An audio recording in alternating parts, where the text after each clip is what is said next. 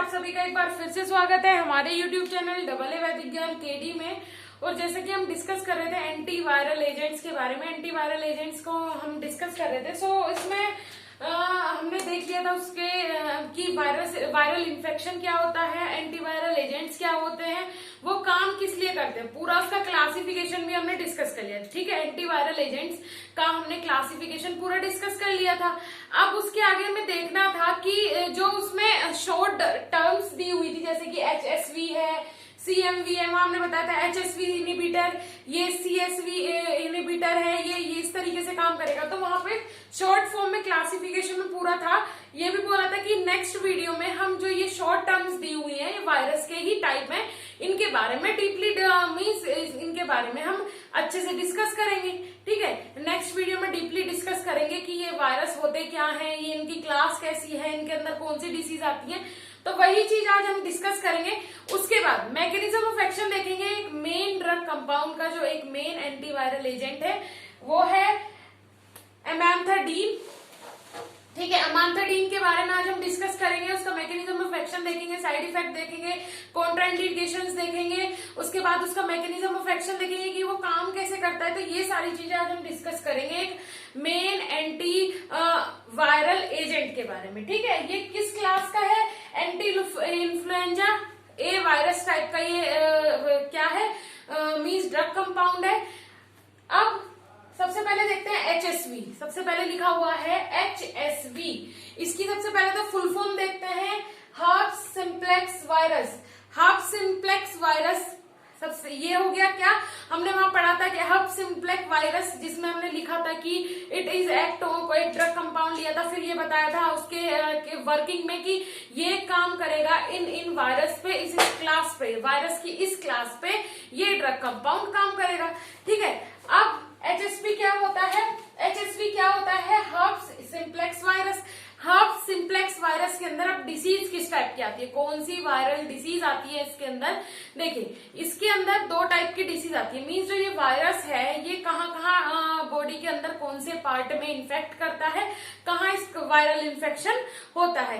तो सबसे पहले तो कहाँ होता है, जहां पे आपकी बॉडी के अंदर क्या प्रेजेंट हो, मीन्स एक्वस मीडियम प्रेजेंट हो। एक्वस मीन्स जहां पे बॉडी के अंदर ऐसा कौन सा पार्ट है जो हर टाइम लिक्विड फॉर्म में रहता है। सबसे पहले तो माउथ, ओके। दूसरा होता है जो आपके इंटरनल पार्ट्स होते हैं, ठीक है, सेक्सुअली पार्ट्स होते हैं वहां पे। तो ये इन्फेक्शन दो जगह देखने को मोस्टली मिलता है, हर्ब सिंप्लेक्स वायरस। इसका नाम हर्ब सिंप्लेक्स वायरस इसीलिए रख दिया, मीन्स इसकी जब आइडेंटिफिकेशन हुई तो ये कहाँ मोस्टली देखने को मिला, माउथ में देखने को मिला।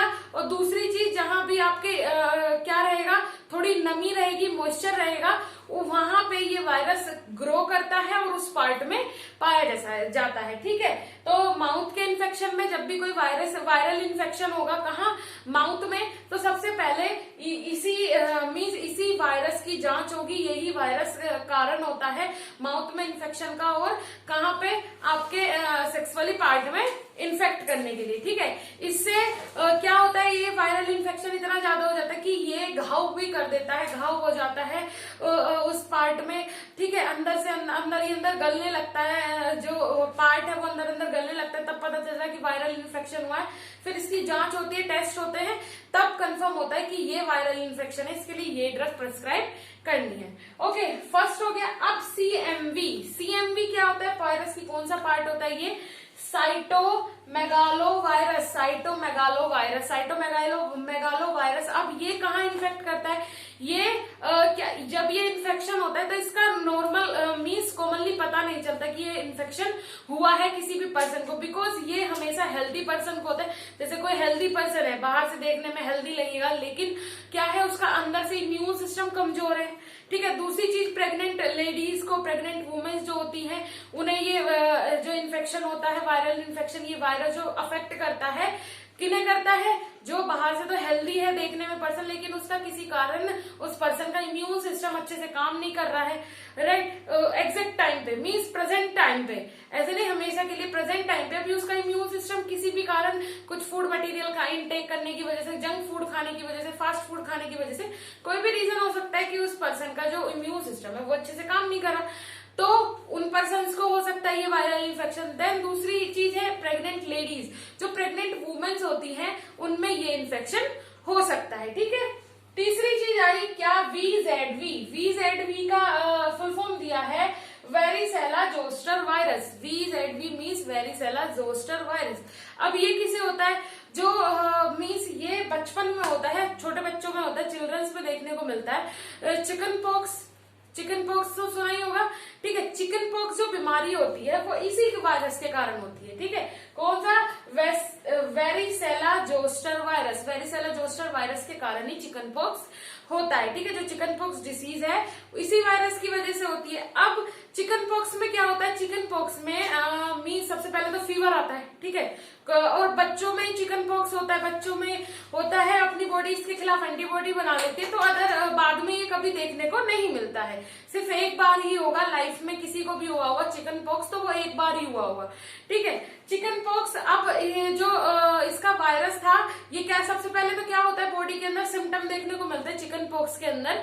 सबसे पहले फीवर आएगा, दूसरी चीज उसके बाद क्या होने लगेंगे, रेड रेड स्पॉट्स देखने को मिलने लगेंगे, ठीक है। पूरी बॉडी के ऊपर रेड रेड स्पॉट देखने को मिलने लगेंगे, जिनमें बहुत ज्यादा इचिंग होती है, ओके, बहुत ज्यादा खुजली लगती है। फिर एक टाइम के बाद उसमें पेन होना स्टार्ट हो जाता है, कुछ टाइम मीन्स कुछ दिनों के बाद उसमें पेन होना स्टार्ट हो जाता है, क्योंकि वो इचिंग लगती है, इरिटेशन होती है, पूरी बॉडी के अंदर वो स्पॉट्स आ जाते हैं, ये हो जाता है। अब ये होता क्यों है बच्चों को, कोई जैसे बच्चे हैं, छोटे बच्चे हैं, धूल मिट्टी में खेलते हैं, तो उस टाइम क्या, कोई भी इन्फेक्शन अगर बॉडी के अंदर चला जाता है, कोई भी फॉरेन मटेरियल अगर बॉडी के अंदर जा रहा है, फॉरेन पार्टिकल, तो उसके कारण ये इन्फेक्शन हो जाता है, ठीक है। ये वायरल इन्फेक्शन फैल जाता है, ठीक है। अब याद रखिएगा चिकन पॉक्स किसके कारण होता है, वेरिसेला जोस्टर वायरस के कारण।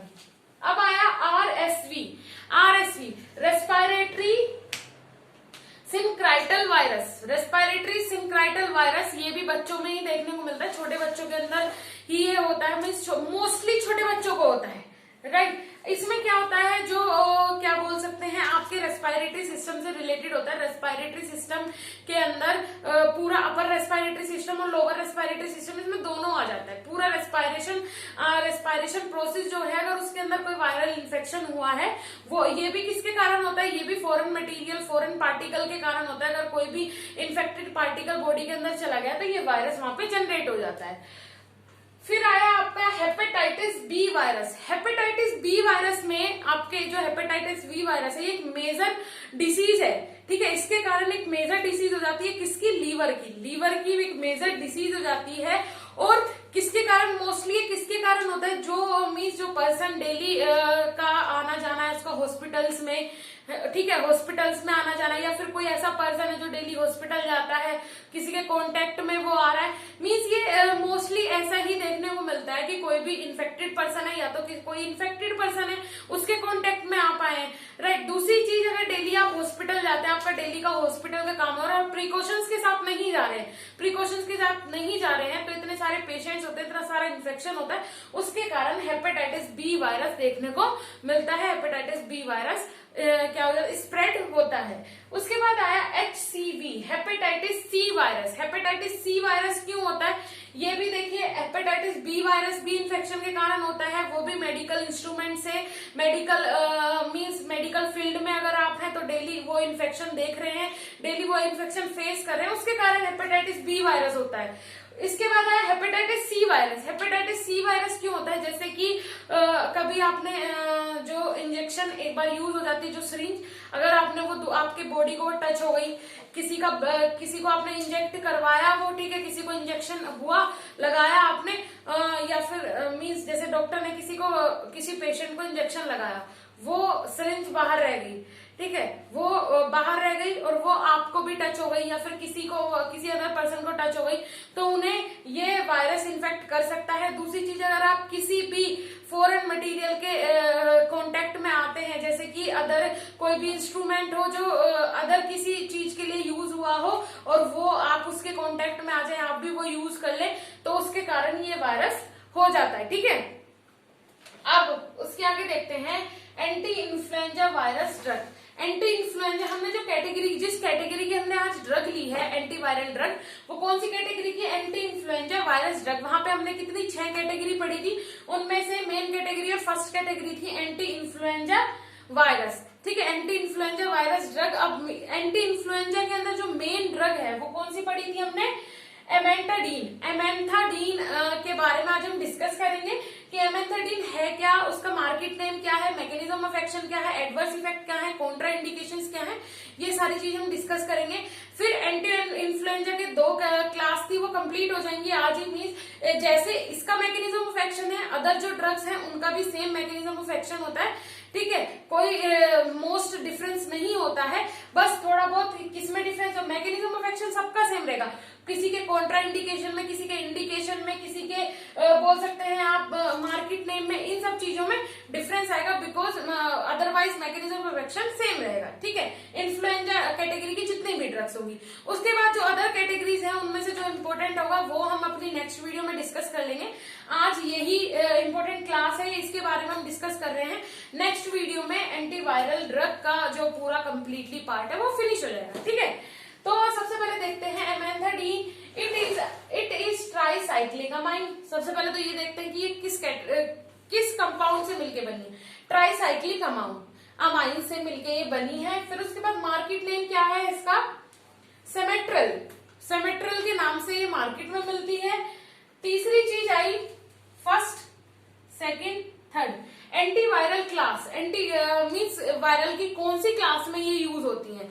वायरल इन्फेक्शन के कौन से क्लास में यूज होती है? एंटी इन्फ्लुएंजा ए वायरस, एंटी इन्फ्लुएंजा ए वायरस के लिए। सेकंड है पार्किंसन डिसीज, पार्किंसन डिसीज के लिए।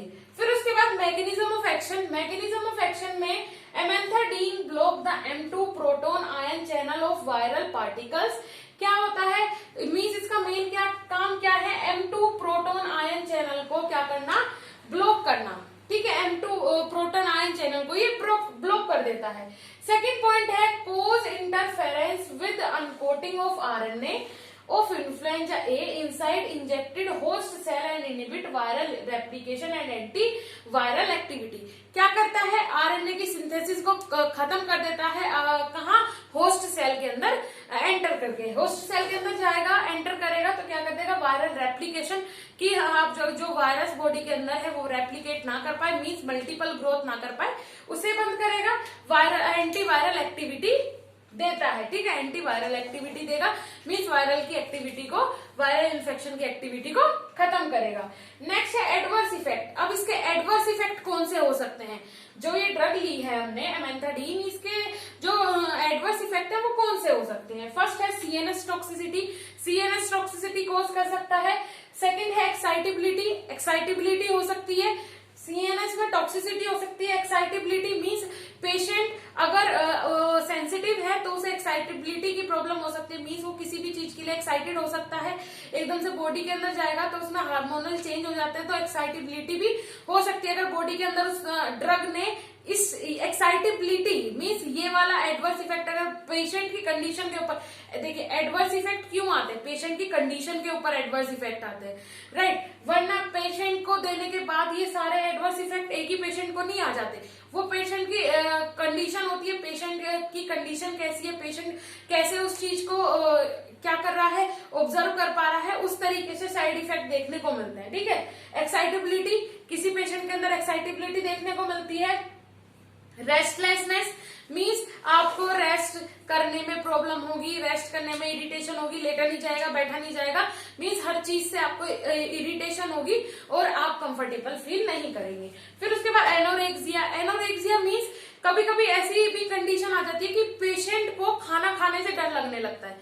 उसके सामने आप खाना लेके जाओगे तो उसे डर लगेगा, क्योंकि खाना खाने से ही डर लगेगा। खाना खाने के लिए मीन्स खाने के लिए अपने माइंड में वो कुछ ऐसी थिंकिंग बना लेगा कि खाना खाने से वेट गेन करेगा, या फिर अदर थिंकिंग जो भी हो सकती है, खाना खाने से बीमारी और बढ़ जाएगी, इस टाइप से कुछ भी हो, पर लेकिन उसे खाने से डर लगने लगेगा।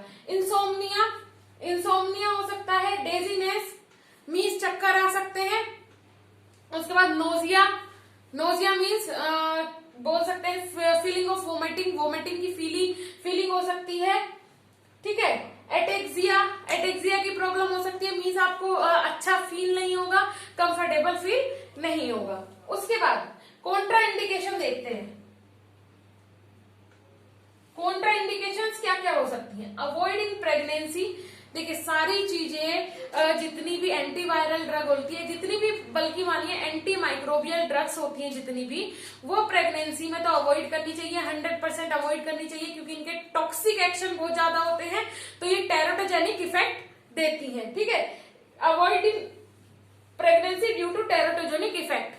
ठीक है, टेरोटोजेनिक इफेक्ट दे सकती है, इसलिए अवॉइड करना चाहिए प्रेगनेंसी में। Observe in animal clinical trials.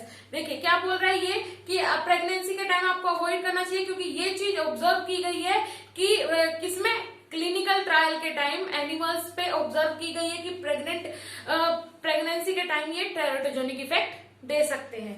ठीक है, सो आज का ये टॉपिक यहीं पे फिनिश हुआ। मीन्स इसका एक पार्ट और जाएगा, अभी देखेंगे कि किसका कौन सी ड्रग इंपॉर्टेंट है, कौन सा ड्रग कंपाउंड इंपॉर्टेंट है, उसका ही mechanism of action next video में डिस्कस कर लेंगे, बल्कि 2 क्लास अपन डिस्कस कर लेंगे, तो उससे क्या हो जाएगा, आपकी 3 क्लास कंप्लीट हो जाएंगी। 3 क्लास का मैकेनिज्म ऑफ एक्शन जो मेन है उनका हम बता देंगे। अदर जो 2-3 क्लास बचेंगी जो ज्यादा इंपॉर्टेंट नहीं है, वो भी हम नोट्स के थ्रू आपको प्रोवाइड करवाएंगे फेसबुक पेज पे, मीन्स फेसबुक ग्रुप पे आपको पीडीएफ के थ्रू मिल जाएंगे पूरे notes. And thank you so much friends for watching our video.